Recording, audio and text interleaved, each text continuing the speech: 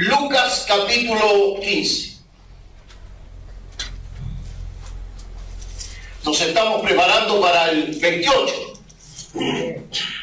Cumplimos 4 años. Así que, hermanos amados, el 28, todos aquí a las 5 de la tarde en punto para recibir a las visitas. ¿Cuántos van a traer visitas ese día? Tengo como 10 visitas. Así que animémonos para estar aquí celebrando nuestros 4 años de vida como iglesia. Amén, así es. Una historia fascinante por lo demás. Amén. 4 años con una historia fascinante. Cómo Dios ha abierto puertas para esta pequeña comunidad. Así es. Lucas capítulo 15. Me atrevería a decir que esta es la historia más contada de la Biblia. Versículo 11. Desde mi punto de vista, hermano, con un muy mal título. Ustedes saben que los títulos que aparecen en la Biblia no son originales del texto bíblico. Son un invento muy reciente, esto de ponerle título a los pasajes de la Biblia. Y algunos títulos lamentablemente cortan las ideas del texto y otros títulos no son muy asertivos. Pero vamos a analizar este texto, vamos a leerlo en el nombre del Padre, del Hijo y del Espíritu Santo. Amén. También dijo, un hombre tenía 2 hijos, y el menor de ellos dijo a su padre: Padre, dame la parte de los bienes que me corresponde. Y le repartió los bienes. No muchos días después, juntándolo todo, el hijo menor se fue lejos a una provincia apartada y allí desperdició sus bienes viviendo perdidamente. Y cuando todo lo hubo malgastado, vino una gran hambre en aquella provincia y comenzó a faltar. Y fue y se arrimó a uno de los ciudadanos de aquella tierra, el cual le envió a su hacienda para que apacentase cerdos. Y deseaba llenar su vientre de las algarrobas que comían los cerdos, pero nadie le daba. Y volviendo en sí, dijo: ¿cuántos jornaleros en casa de mi padre tienen abundancia de pan? Y yo aquí perezco de hambre. Me levantaré e iré a mi padre y le diré: Padre, he pecado contra el cielo y contra ti. Ya no soy digno de ser llamado tu hijo. Hazme como uno de tus jornaleros. Y levantándose vino su padre, y cuando aún estaba lejos, lo vio su padre, y fue movido a misericordia, y corrió y se echó sobre su cuello y le besó. Y el hijo le dijo: Padre, he pecado contra el cielo y contra ti, y ya no soy digno de ser llamado tu hijo. Pero el padre dijo a sus siervos: sacad el mejor vestido y vestidle, y poned anillo en su mano, y calzado en sus pies, y traed el becerro gordo y matadlo, y comamos y hagamos fiesta. Porque este mi hijo muerto era ya revivido, se había perdido y es hallado. Y comenzaron a regocijarse. Y su hijo mayor estaba en el campo, y cuando vino y llegó cerca de la casa, oyó la música y las danzas. Y llamando a uno de los criados le preguntó: ¿qué era aquello? Y él le dijo: tu hermano ha venido, y tu padre ha hecho matar el becerro gordo por haberle recibido bueno y sano. Entonces se enojó y no quería entrar. Salió por tanto su padre y le rogaba que entrase. Mas él, respondiendo, dijo al padre: he aquí, tantos años te sirvo, no habiendo desobedecido jamás, y nunca me has dado ni un cabrito para gozarme con mis amigos. Pero cuando vino tu hijo, que ha consumido tus bienes con rameras, has hecho matar el becerro gordo. Él entonces le dijo: hijo, tú siempre estás conmigo y todas mis cosas son tuyas. Mas era necesario hacer fiesta y regocijarnos, porque tu hermano era muerto y ha revivido, se había perdido y es hallado. Señor, te damos gracias esta tarde por tu palabra. Te damos gracias, Señor, por esta historia que está en tu palabra para revelarnos verdades, Señor, que necesitamos comprender. Esta tarde, Señor, quiero pedir el auxilio de tu Espíritu Santo. Señor, he hecho mi mejor trabajo, he hecho mi mejor esfuerzo por tratar, Señor, de encontrar la forma adecuada para explicar esta parábola. Señor, pero todos mis esfuerzos se van a quedar cortos si tu Espíritu Santo, Señor, esta tarde no ministra nuestro corazón. Señor, yo solo puedo apelar a la conciencia, al intelecto. Probablemente, Señor, podría llegar incluso a tocar las emociones de mis hermanos. Pero esta palabra quedaría sin fruto, Señor, si tu Espíritu Santo no trae esta palabra a nuestro corazón, no trae esta palabra a lo profundo de nuestra vida. Bendícenos, Señor, por tu palabra, en el nombre de Jesús. Amén. Esta parábola es conocida como la parábola del hijo pródigo. Y en realidad yo no comparto mucho el título, para serles sincero, porque pareciera que el hijo pródigo es el protagonista de la parábola.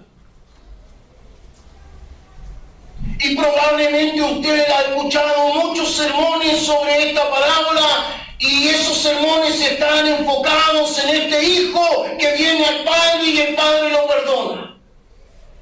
Pero yo quisiera hoy día remecer un poco sus mentes. Deberíamos preguntarnos: ¿es el hijo pródigo el personaje principal de esta parábola?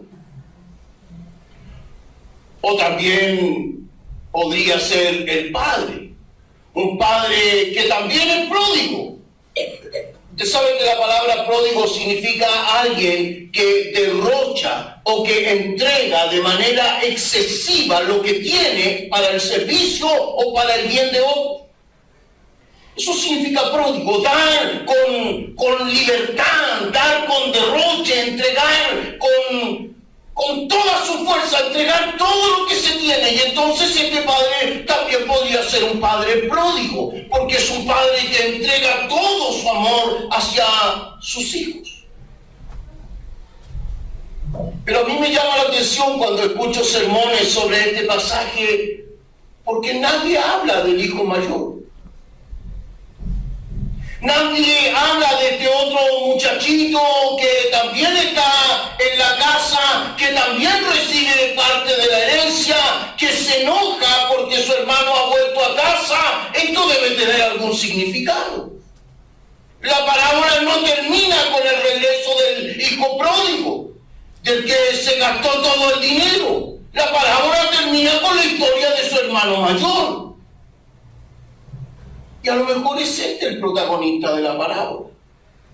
Porque claro, yo sé que es bastante romántico pensar en ese que vuelve al padre. Mire, hace muchos años atrás trabajé en una iglesia donde había un hermanito que se autodenominaba el hijo pródigo.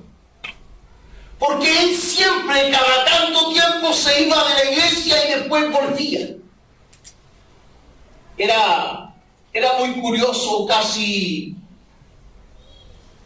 para la risa su actitud. Él se llamaba Francisco Patricio. Entonces se paraba adelante arrepentido. Lloraba y decía: hermano, ya no me llamaré más Patricio. De hoy en adelante me llamaré Francisco y nunca más me iré de la presencia del Señor. Bueno, pasaban unos meses y se iba. Y después de un tiempo decía, yo soy el hijo pródigo, ya no me llamaré más Francisco, me llamaré Patricio, y esto era todos los años. Pero en realidad esta parábola no habla de esa clase de hermanos. Siempre en todas las iglesias hay hermanos que se van, se desaparecen, después vuelven. Pero esta parábola no habla de eso. No habla de las personas que vienen al Señor o se reconcilian con el Señor. No habla de eso la parábola. Entonces yo quisiera hoy llamar su atención para que podamos comprender realmente qué es lo que el Señor nos quiere decir a través de esta parábola. Yo le pondría la parábola de los 3 pródigos. Un hijo menor que de manera pródiga despilfarra su dinero. Un padre que de manera pródiga derrocha su amor, porque este par de cabros merece disciplina, hermano. Merece que los agarren y les den unos azotes. Pero este padre no hace eso. Al contrario, hace cosas extrañas y las vamos a ver cuando analicemos la historia. ¿Y qué me dicen del hijo menor, hermano? ¿Cómo derrocha amargura? ¿Cómo derrocha, hermano, la posibilidad que ha tenido de conservar las relaciones humanas que tiene a su alrededor? ¿Cómo derrocha, hermano, su condición de hijo? Entonces, yo quisiera animarles a mirar esta parábola. Para poder comprenderla, hermano, necesitamos entender qué es lo que ha estado ocurriendo. ¿Por qué surge esta parábola? Jesús está en una comida. Mire, generalmente en Palestina,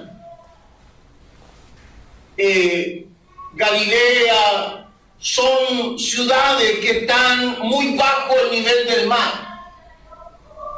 400 metros, 500 metros bajo el nivel del mar. Entonces eso genera que el calor, es un lugar muy tropical, hay mucho calor.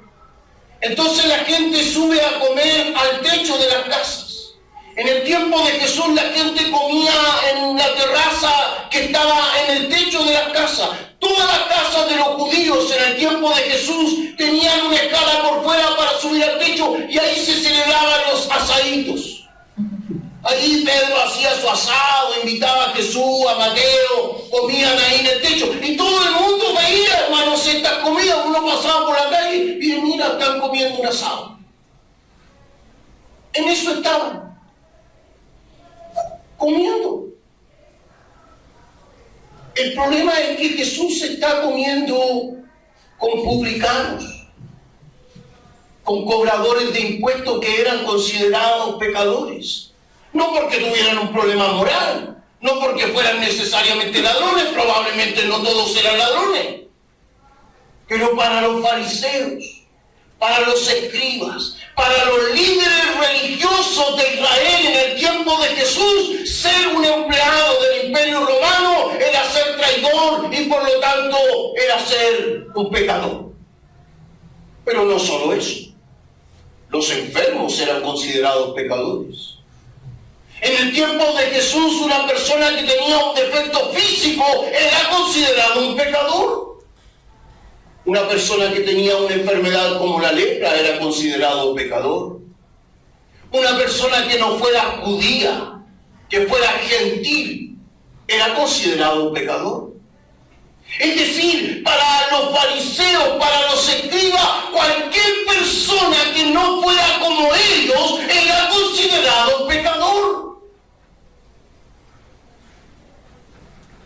Y hay una comidita, un asadito, ¿cierto? Jesús con sus amigos, rameras, cobradores de impuestos, cojos, un ciego que había sido sanado, pecadores. Y los fariseos y los escribas ven a Jesús que está comiendo con esta gente y eso les indigna. Y entonces Jesús baja de esta azotea, de esta terraza, para hablar con los fariseos y los escribas. Y les cuenta 3 parábolas. La parábola de la oveja perdida, la parábola de la moneda perdida y la parábola de este padre y sus 2 hijos. ¿Y de qué habla la parábola? La parábola habla de un hijo que le dice a su padre que quiere su herencia. Fíjese, esto es completamente fuera de lugar, porque según la ley de Moisés y para la cultura judía, los hijos solamente heredaban cuando su padre moría. Y no heredaba el menor, heredaba el mayor.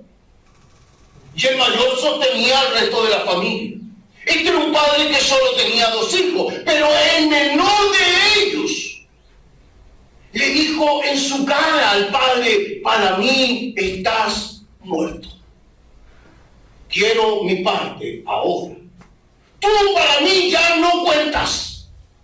Eso es realmente lo que aquí está ocurriendo.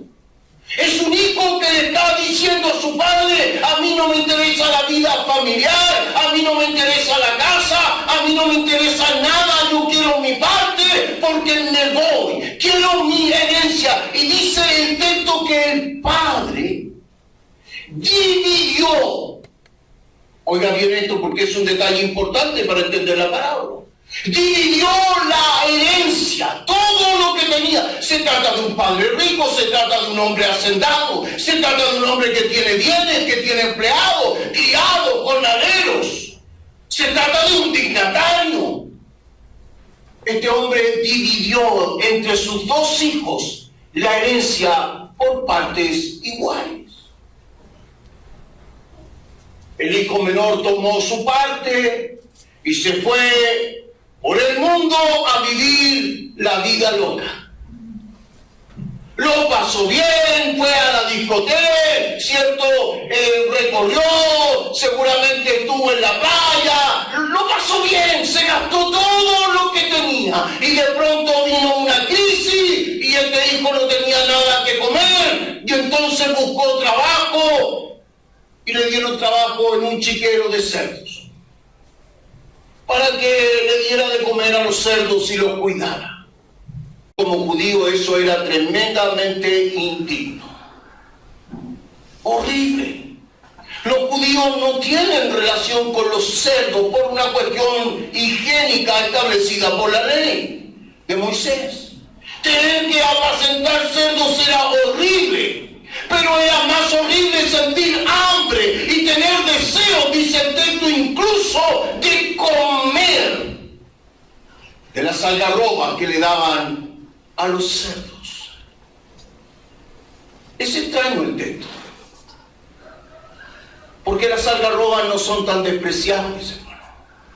Las algarrobas no solo son comida de cerdo. Las algarrobas en tiempos de Jesús eran comida de pobres. La algarroba es una vaina grande. ¿Cuántos conocen las habas? La haba viene en una vaina grande, ¿cierto? Que tiene como una especie de algodón en su interior. Bueno, la algarroba es más grande que eso. Alcanza hasta 30 o 40 centímetros, una vaina gigante, y adentro tiene un algodón. La gente pobre en tiempos de Jesús raspaba ese algodón, se hacían unas bolitas de ese algodón y lo comían. Pero este es un hijo de dignatario. Este muchachito no es cualquier persona.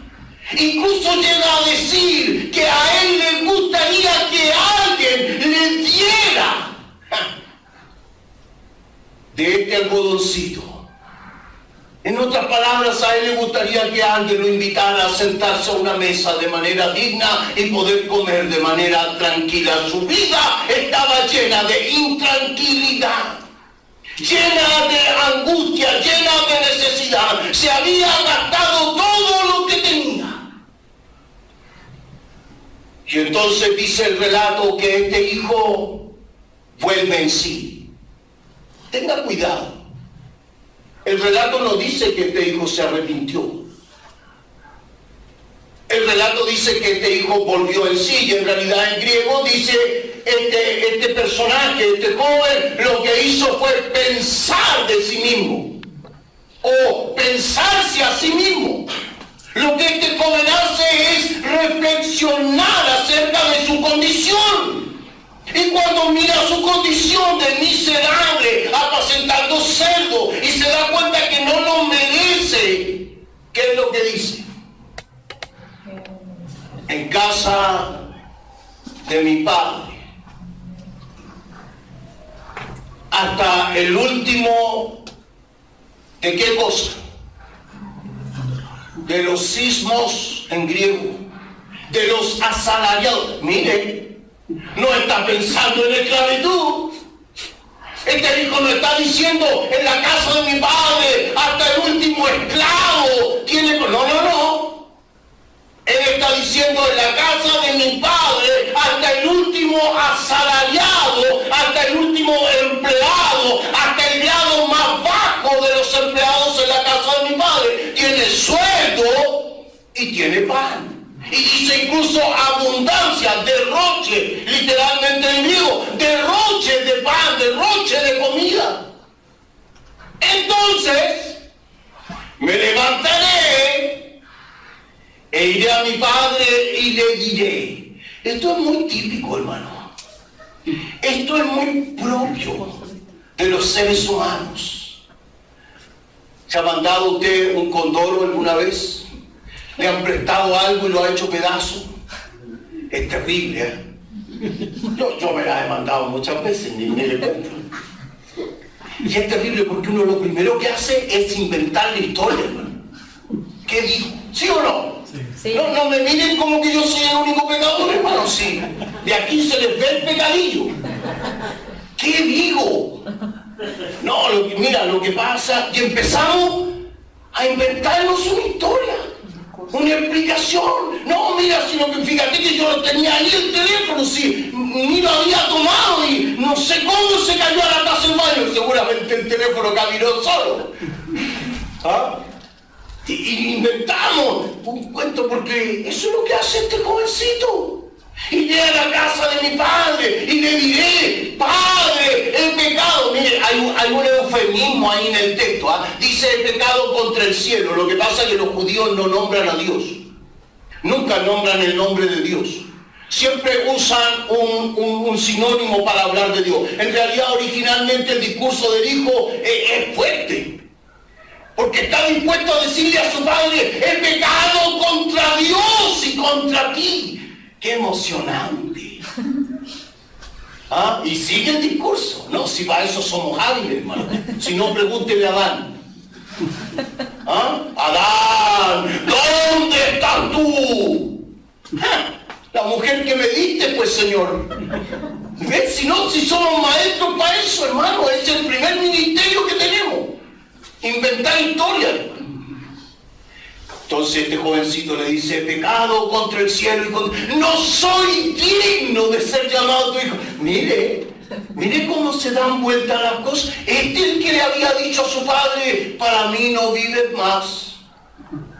Para mí no cuentas. Dame la herencia ahora, me voy. ¿Ah? Ahora dice, no soy digno de que me veas como tu hijo. Hazme como qué. Como uno de tus sismos, como uno de tus asalariados. ¿Por qué?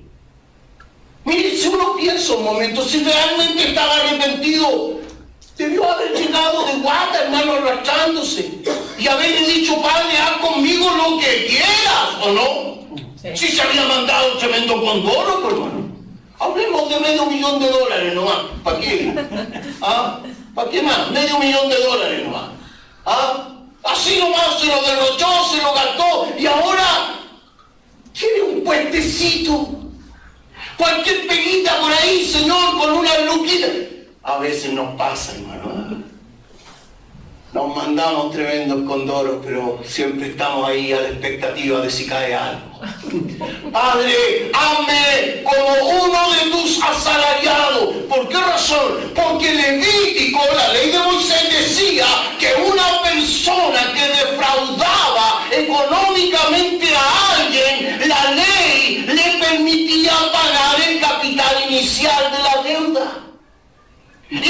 pagaba el capital inicial de la deuda, entonces esa persona podía volver a ser integrada a la sociedad. Mire, porque de otro modo tenía que ser castigado. Este no es tonto. Padre, he pecado contra el cielo y contra ti. No soy digno de ser tu hijo, pero me gustaría pagar la deuda para por lo menos seguir siendo un ciudadano honorable. Y partió a la casa de su padre. Y aquí está el padre pródigo, este que derrocha amor, que todos los días salía al camino a mirar si es que su hijo regresaba. Me gusta el texto, hermano. Dice que cuando lo vio que venía, el padre se movió. ¿A qué cosa? Es interesante esa palabra. El texto, hermano, en realidad originalmente dice que el padre fue movido por esa capacidad, por ese sentimiento de ser capaz de solucionar la dificultad del que está sufriendo. Cuando el padre lo vio, fue movido a esa emoción, a ese sentimiento de tener que solucionarle el problema a su hijo. Aleluya. Dice que al verlo el padre se movió a misericordia y luego ocurre algo que también es insólito. Corrió. Esto es completamente impropio. Y yo sé, hermano, que en nuestra cultura, es difícil comprender estas cosas, pero imagínense, hermano, a un anciano, dignatario, rico, un hombre respetado en su terruño, en su pueblo, que además vestía talar, porque los ancianos ricos de Israel, hermano, no andan con blue jeans, andan de talar. Talar, hermano, es una ropa ceremonial, generalmente muy larga y muy pesada, llena de piedritas, brillantes. Ellos son muy especiales para vestir, sobre todo en el tiempo de Jesús.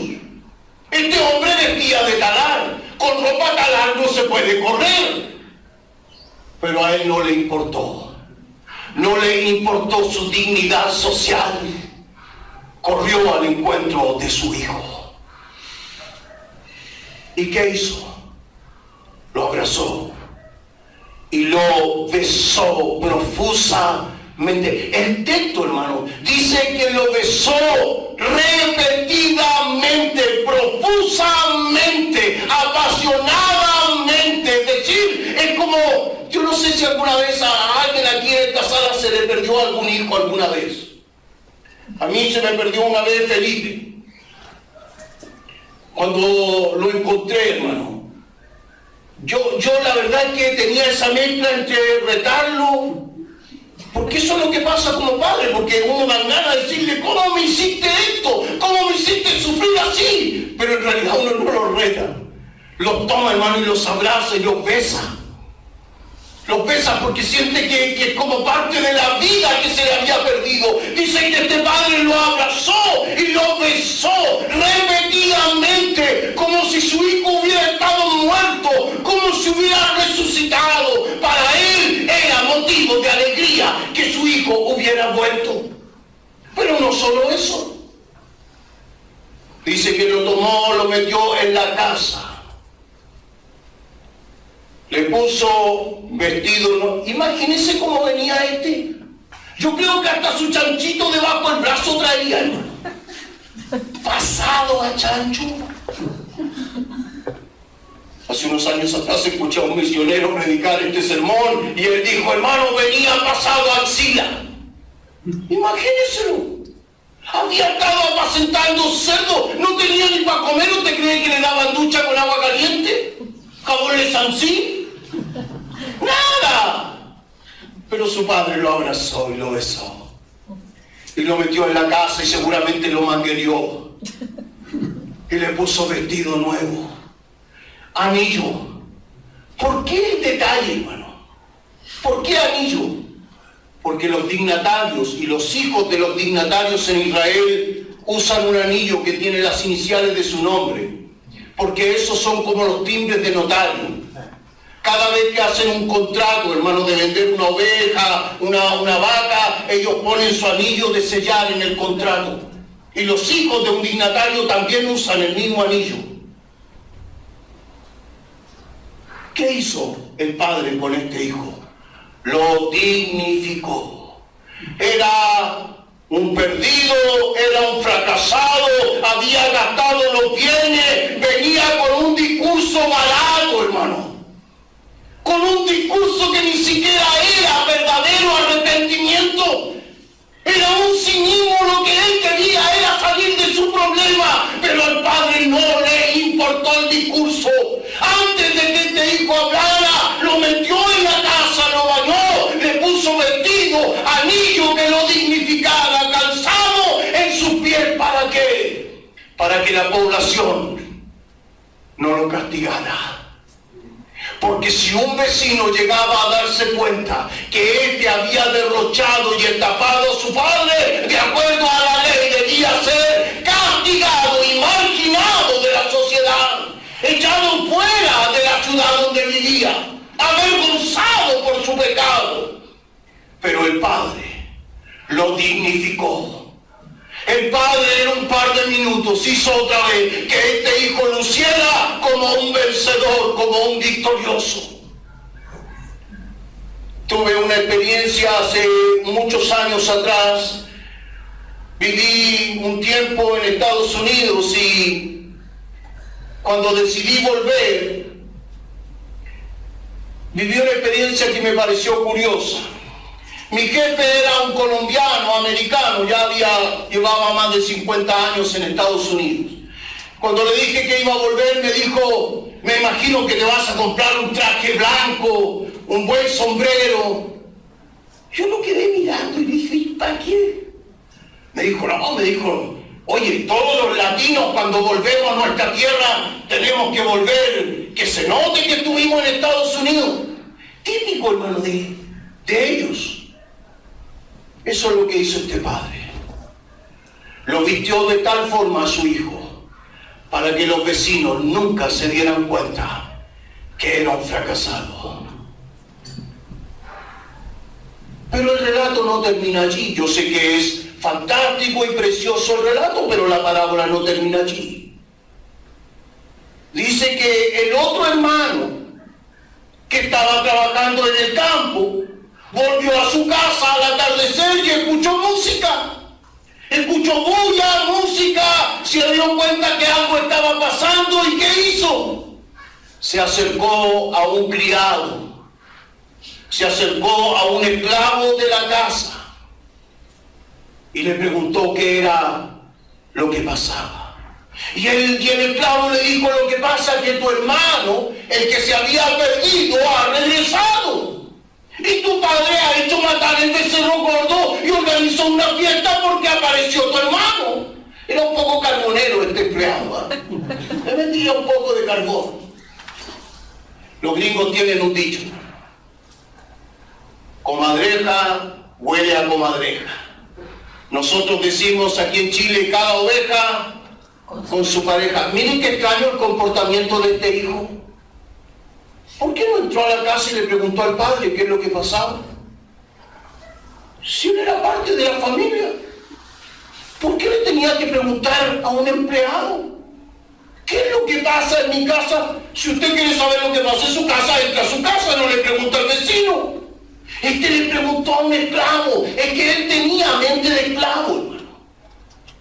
Y cuando el esclavo le cuenta que el hermano el perdido, cierto, había aparecido, se enojó, se indignó y no quiso entrar, que era taimado. No quiso entrar a la casa. Y entonces el padre salió y le rogaba. Esto es insólito. Un dignatario, hermano, un padre judío, jamás saldría de una fiesta para rogarle a alguien que entrara. Pero dice que le rogaba a este hijo mayor que entrara. ¿Y qué hace este hijo mayor? él también tiene su discursito. Oh, Padre mío, yo que siempre te he servido y que nunca te he desobedecido, tú no me has dado ni siquiera un cabrito para comer mi asadito con mis amigos. Mentiroso. Mentiroso. Recuerde, hermano, que cuando el hijo menor pidió la herencia, ¿qué es lo que hizo el padre? Partió mitad y mitad. Este era dueño de todo lo que quedaba en la casa, porque el otro ya se lo había gastado. Pero nunca se había comido un cabrito con sus amigos. Y él dice que a su padre le ha obedecido siempre y que siempre lo ha servido y considera que su padre lo trata mal. Y ahora dice que apareció, miren el detalle, ahora que apareció tu hijo, no es su hermano, podría haber dicho ahora que llegó mi hermano, ¿no? Ahora que apareció tu hijo, así como es de otra familia. No es mi hermano. Tú matas al becerro gordo y haces fiesta. Hermano, ¿de qué nos habla esta parábola? ¿De qué se trata esta parábola? Recuerde el contexto. Los fariseos y los escribas criticaban a Jesús porque comía con pecadores. Jesús baja de la azotea y baja a hablar con los fariseos y con los escribas que estaban criticándole. Y les cuento una historia. La historia de un padre que tiene 2 hijos y que uno se llama los gentiles y el otro se llama Israel. El problema es la religiosidad. La enseñanza de esta parábola, hermano, la lección de esta parábola es lo nefasto, lo fatal que puede ser la religiosidad en la vida de una persona. Cuando los seres humanos, cuando los cristianos, cuando una iglesia, hermano, comienza a abrigar en su corazón y en su mente la idea de que somos santos, de que somos justos, de que nos merecemos las cosas, de que nosotros sí servimos, entonces somos esclavos de la religiosidad. Y la religiosidad siempre va a dejar al margen a los pecadores. Porque la religiosidad es meritocracia. Hay que tener méritos. Hay que ser santo. Hay que ser bueno. Hay que ser justo. Es que yo siempre te he servido. La religiosidad, hermano, margina al pecador de la gracia de Dios. Una iglesia que pretende predicar el Evangelio de Jesucristo necesita entender que la gracia de Dios es gratuita. Amén. Una iglesia que quiere predicar el Evangelio, no la religión evangélica. Porque también existe, hermano. La religión evangélica donde si usted se equivoca, entonces es humillado, pisoteado, aplastado. Pero en la gracia de Dios siempre hay restitución. Amén. En la gracia del Señor siempre hay un vestido nuevo, siempre hay un anillo que nos dignifica, siempre hay calzado para nosotros. En la gracia de Dios hay perdón continuamente. Amén. Una iglesia que quiere predicar el Evangelio necesita entender que los que estamos en esta sala somos un puñado de pecadores, un puñado de hombres y mujeres fracasados. Aleluya. Pero rescatados por la gracia de Jesucristo. Amén. Rescatados por el amor de ese Padre que no miró nuestra condición, que no tomó nuestro dolor, que quiso lavarnos con su sangre. Aleluya.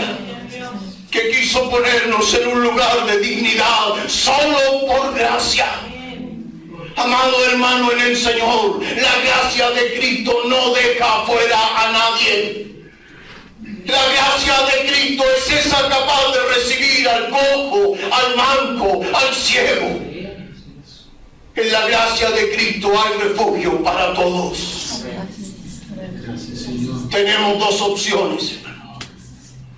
O comenzamos a predicar religión, o seguimos predicando la gracia de Jesucristo. Aleluya. Pero es que parece que este no merece. Es que parece que el pecado de este no. A mí me contaron que tal persona, fíjate, que cometió este error y, hermano, en la gracia de Cristo hay perdón. Amén. En la gracia de Cristo hay restauración para nuestra vida. En la gracia de Cristo hay lugar, hermano, para esa mujer que es sorprendida en pecado. Y el pueblo lleva piedra para quitarle la vida. Maestro, tú que eres maestro de la ley, dinos, ¿qué hacemos con esta? Fue sorprendida en pecado. Y Jesús, levantando su cabeza, dijo: el que esté libre de pecado. A veces, hermano, caemos en el error de creer que somos nosotros aquellos hijos que siempre le servimos y que nunca le hemos desobedecido. A veces hasta nos molestamos cuando el otro es bendecido. A veces hasta sentimos una especie de pudor cuando Dios quiere perdonar al perdido. Pero ¿cómo es posible si esa persona, oye, si ese muchacho, fíjate que yo supe? Hermano amado en el Señor, en la gracia de Cristo no hay exclusión para nadie. Amén. En la gracia de Cristo no hay pecados grandes y pequeños. En la gracia de Jesucristo solo hay perdón y restauración. Amén. Éramos perdidos. El pecado había dañado nuestra vida.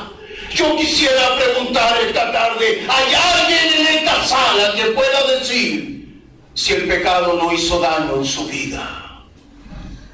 ¿Hay alguien en esta sala que no olía a cerdos antes de venir a Jesús? ¿Es que acaso hay alguien hoy aquí en esta sala que no inventó un discurso para decirle: Señor, aquí estoy, fíjate que yo no quise cometer el error? Pero a Él no le importó nuestra declaración. Él nos abrazó, nos dio su perdón. Aleluya. Quiero animarles a compartir de esta gracia con otros. Quiero animarles a llevar este evangelio de Jesús a nuestra sociedad, a nuestros amigos, a nuestros compañeros. En Cristo hay perdón y remisión de pecados. Cierre sus ojos un momento. Amado Señor,